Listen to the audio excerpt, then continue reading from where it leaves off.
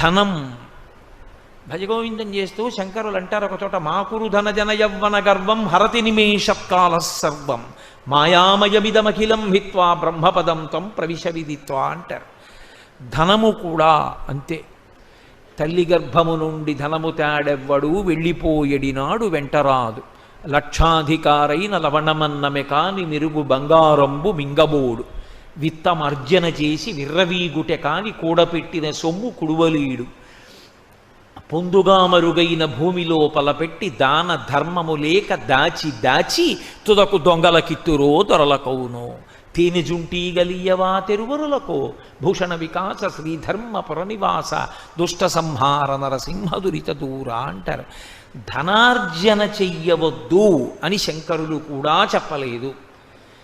ఆయన చెప్పింది ఒకటే చెప్పారు ఎప్పుడు చెప్పినా, మూఢా జహీహి ధనాగమ తృష్ణ. ధనాన్నే ధనాన్నే ధనాన్నే సంపాదిద్దామనేటటువంటి పిచ్చి కోరికకి వశము కావద్దు. అది తృష్ణ, దానికి అంతము లేదు. ఎంత డబ్బు ఉండాలి అని అడిగారు. వేదాంతం అంది కాలి చెప్పంతా అంది. చాలా డబ్బు ఉంది జేబులో, ఓ అంగుళం పెద్ద చెప్పు కొనుక్కుంటావా? ఓ 5 రూపాయలు తక్కువ వచ్చాయి, ఓ అంగుళం తక్కువ చెప్పు కొనుక్కుంటావా? నీది 9వ నెంబర్ అయితే 8వ నెంబర్ కొనుక్కుంటావా? ఇంటికి వెళ్ళి 10 రూపాయలు తెచ్చుకొని 9వ నెంబరే కొనుక్కుంటావు. కాలి చెప్పు పాదము యొక్క పరిమాణమునకు ఎలా సరిపోతుందో అలా ధనము కూడా నీకు కావలసినంత ఉంటే చాలు. అసలు మీకు లోకంలో చిత్రం ఏంటంటే 84 లక్షల జీవరాశులలో తరువాతి తరాలకి కూడబెట్టడం అనేటటువంటి లక్షణం ఉన్న ఏకైక ప్రాణి మనుష్యుడొక్కడే.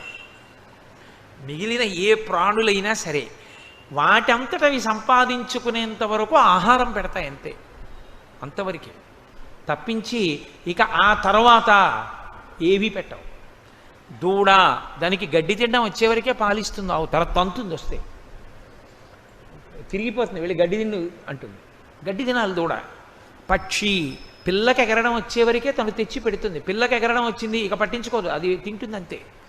అంతేగాని పాపం పిల్ల రేపు పొద్దున్న దాని పిల్లలు పుడతారు కదండి అందుకని కొన్ని వడ్ల గింజలు డిపాజిట్ వేస్తాను అలా ఏం అందవు.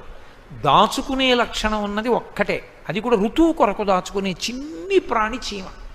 వర్షం వస్తే పాపం అది కొట్టుకుపోతుంది కాబట్టి ఏదో కన్నాలోకి పట్టుకెళ్ళి గింజలు దాచుకుంటుంది తప్పించి ఇక ఏ ప్రాణికి ప్రత్యేకించి అసలు డబ్బనేటటువంటిది దాచుకోవడం తెలియదు. అసలు నిజంగా చెప్పాలంటే లోకంలో అజ్ఞానం ఎప్పుడు మొదలైంది అంటే ప్రింటింగ్ ప్రెస్ వచ్చినప్పుడు. లోకంలో దరిద్రం